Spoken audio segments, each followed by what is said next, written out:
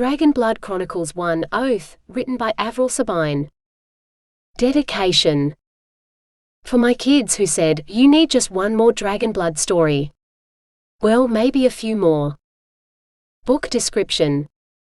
Sometimes you fight hardest against what you need most. When Claire and her father move to a new house, she refuses to believe the rumors about Roy, the boy next door. It doesn't take her long to realize she should have listened. She's thrown into a world where only the strong survive, discovering a secret Roy has spent his life fighting against. She's determined to not only survive, but find her place in the dangerous world of dragons, mages, and knights. Chapter 1. Claire glared at the small white dog, that looked more like the head of a mop than an actual living creature. Give me a minute and quit making so much noise. She fumbled with the lock, wishing she could have had that last 15 minutes of sleep. The door finally swung open and the dog ran into the backyard, his high-pitched yips continuing. Claire slipped her feet into the sneakers beside the door and stumbled after the dog, muttering under her breath as she drew her jacket closer around her pajamas. So unfair. Mum gets a honeymoon in Europe, and what do I get? Being stuck with you for a month. She shivered in the cool morning air, hardly able to believe it'd be spring in 10 days. It didn't seem possible. It was almost September. Bub! What are you doing? She tried to keep her voice low. There were sure to be people asleep at this hour. Who wanted to get up before 6 on a Saturday morning? Certainly not her. The sun hadn't risen yet. She glanced skywards. Although it couldn't be far off with how much the sky had lightened. Claire lunged for the dog. Got you. She swore when the dog escaped, heading straight for the broken palings leading to the house next door. Bub! When the dog continued to ignore her, she finally gave in. Bubbles! She glared when he turned towards her, tail wagging and mouth hanging open. Stupid name. She scooped up the dog. Why can't you answer to something more dignified? Mum should be banned from naming anyone or anything. Look at the name she'd given her. Movement caught her attention and she peered through the broken palings that were half hidden by overgrown shrubs. Her gaze was drawn to the young man pacing in the neighboring backyard. She hadn't met him, only caught a few glimpses of him during the week they'd been here. She guessed he was around her age of 17, possibly a little older. He was dark-skinned with broad shoulders and a shaved head. Why was he pacing in his backyard? Several times he looked towards the sky, barely pausing in his pacing. A smile slowly formed. Maybe it wouldn't be so bad living here, even with the extra 20 minutes it'd take to reach school each day.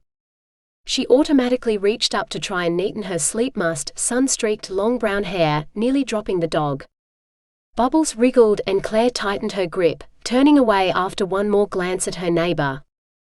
Reaching the back door, she struggled to get it open while trying not to let Bubbles escape. She didn't set the dog down until they were in the laundry and the external door was closed. Leaving her jacket on, she slipped off her sneakers and wandered into the kitchen, knowing she'd have to face the cold again shortly when she saw her dad off to work. Darryl placed his breakfast dishes in the sink, turning to her with a worried look in his dark eyes, already wearing his high-vis work shirt. He tried to run a hand through his black hair that was too short these days for him to be able to do that. Are you sure you'll be all right? She almost tripped over Bubbles. Giving the dog a glare, she crossed the room and hugged her dad. Quit worrying. I'll be fine. You didn't go on this bad the first time I stayed home alone. Back when she'd got sick of Bentley's lectures and Jacqueline trying to turn her into someone she wasn't.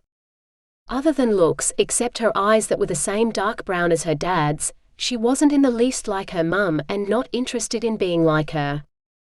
Nor did she think being told, "You're such a tomboy," was an insult. Even with the exasperated tone her mum used. I've been doing this for more than a year, Dad. It's different this time. He held her at arm's length, his hands on her shoulders. "You're not as grown up as you think. What if something goes wrong? Your mother won't be here if you need help." She grinned. "It's probably that I'm more grown up than you wish. You're not about to start on that dating thing again, are you? That boy is too old for you. He's in uni." "Dad." She drew the word out. It wasn't that she'd really wanted to date the guy. It had been more about being told she couldn't, even before she'd considered it. "Are you really going to give me a lecture before you head off for 2 weeks?" Darryl sighed, drawing her close for another hug. Letting go, he stepped back, a half-smile forming. "All right. But you make sure you ring and leave a message for me at the mine office if anything happens. Anything at all." She rolled her eyes. "Yes, Dad." The words were spoken with exaggerated patience. As if she could forget with the amount of times he'd told her. "Anyone would think this was the first time I'd stayed at home on my own. It's not like it's a small country town where everyone knows everyone else. Brisbane is a city." He grabbed his medium-sized cloth suitcase, the seams frayed from years of use. She walked beside her dad as they headed for the front door. "Really? I would have sworn it was a small country town after listening to Harold from over the road. That old man must have nothing better to do than spy on the neighbors and make up stories about them." Stepping outside, she drew her jacket close, the sun now rising. Her feet instantly chilled when she stepped onto the concrete path. She should have put her sneakers on again, but they'd been at the back door. "He told me yesterday that the neighbors on that side," he pointed to the right, "are in a gang." She snorted. "Yeah, right. Like the old lady at the end of the street is a drug dealer?" Darryl chuckled. "Just because he was wrong about Jean doesn't mean he's wrong about this lot." He nodded towards the neighbor's place. "He said there was a shootout there at the start of the year." She thought of the dark-skinned boy she'd seen in the backyard. "I bet he only says that because of their skin color. Like he probably said Jean is a drug dealer because she's Asian. Harold's got more prejudices than anyone else in the world." "I wouldn't go that far.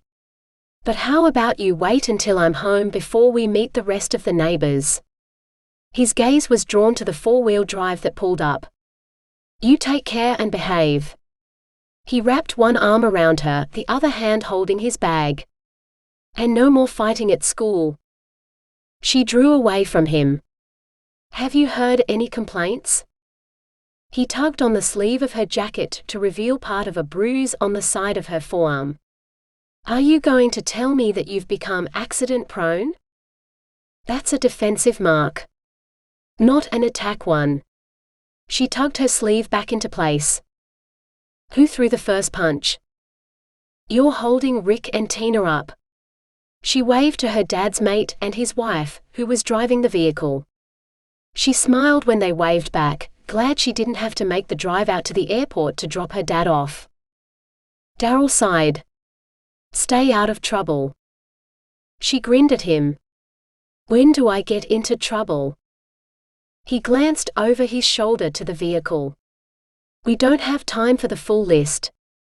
He took a couple of steps towards the road. "Ring me if you need me."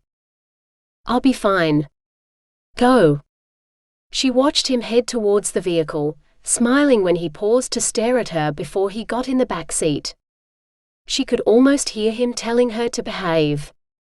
She waved in answer and waited until the vehicle was out of sight before she returned inside, her feet feeling like blocks of ice. Silence filled the place and she started to head towards her bedroom, determined to get those 15 minutes of sleep she'd missed out on. Hearing Bubbles' high-pitched barking, she felt like growling. Would that dog ever shut up? So much for getting a bit more sleep. She strode towards the back door, glaring at the dog as soon as she stepped into the laundry. "What's your problem now?" Bubbles continued to jump and scratch at the door, barking and whining. "You've not long been out there." When the dog continued, she sighed heavily. Fine. But next time Mum thinks she can ditch you with me, I'll be telling her no. You can stay at the kennels. Her threat was empty. Hopefully Bubbles didn't realize. Slipping her feet into her sneakers again, she opened the door and watched as Bubbles dashed outside, still barking. Closing the door behind her, she wandered outside to keep an eye on the dog. When Bubbles dashed for the broken palings, Claire ran after him. She managed to grab hold of his wriggling body before he could escape into the neighbor's yard. Her dad better fix the fence when he returned for his week off. She peered into the yard and saw the young man was still there, no longer pacing. Why was he standing around? It had to have been half an hour since she was last out here.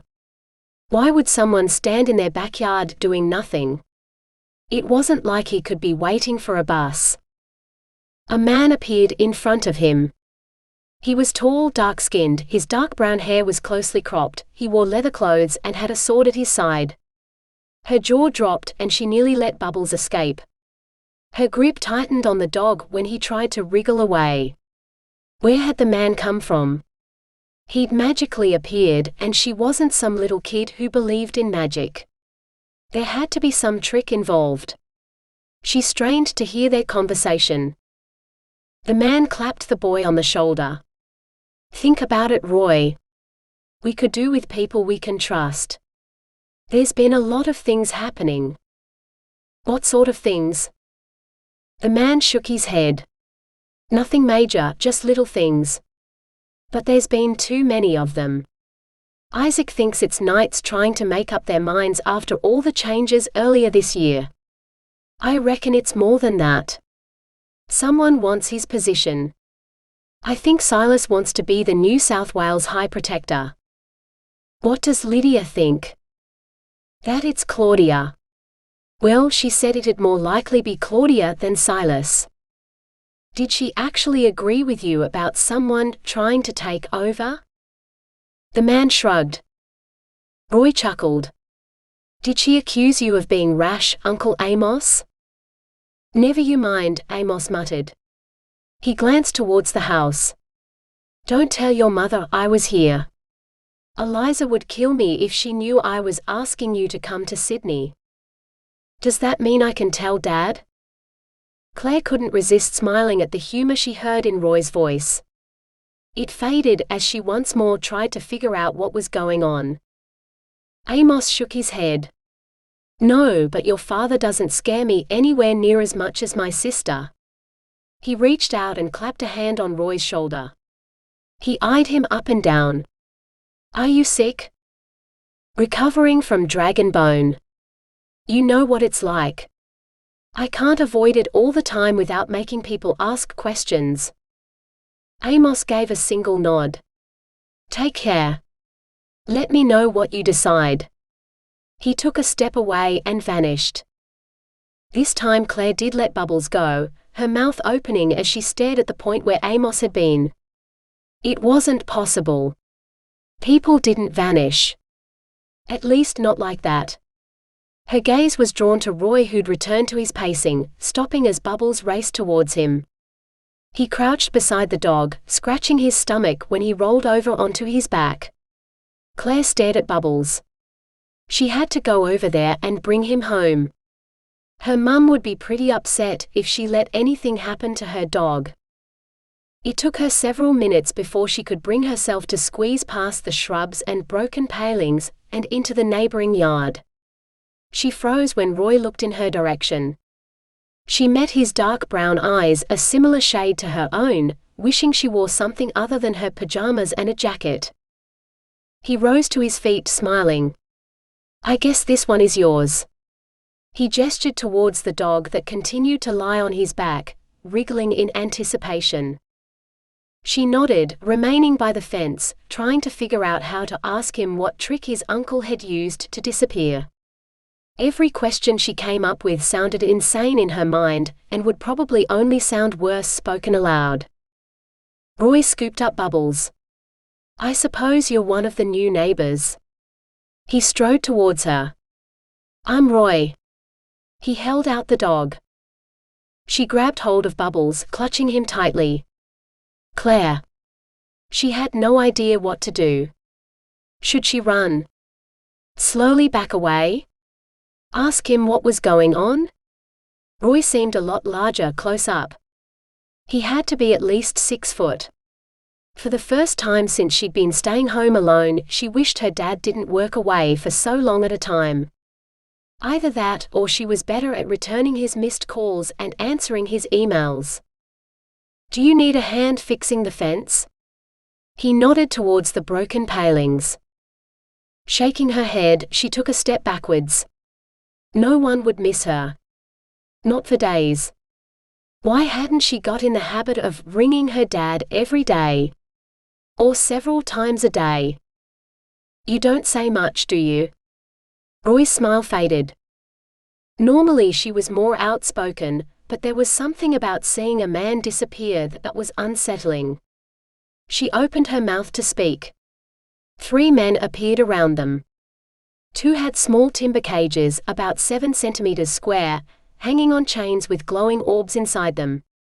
One of them had his hanging from his belt, the other man had hung a cage around his neck.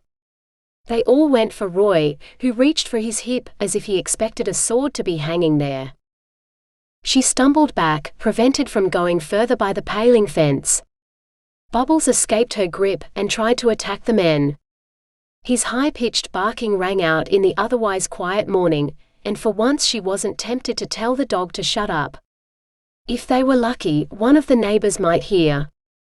The men tried to grab Roy, who fought with moves she'd only ever seen in movies.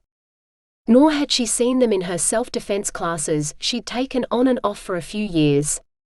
She stood pressed against the fence, not knowing what to do. Maybe Harold was right and Roy's family were in a gang. Why else would he know how to fight like that? One of the men turned away from Roy to look in her direction, and she finally figured out what she should be doing. She ran. She didn't get far before a body crashed into her and she sprawled across the ground, cutting her hand on a rock-edged garden bed. The sting was nothing compared to how bruised the rest of her body felt. She struggled to escape the man holding her down, Bubbles now attacking him. It was impossible to escape. Fear raced through her, causing her to struggle harder. The man shoved a cloth over her nose and a sharp smell filled her senses. She heard a man and woman shouting a moment before the world went black.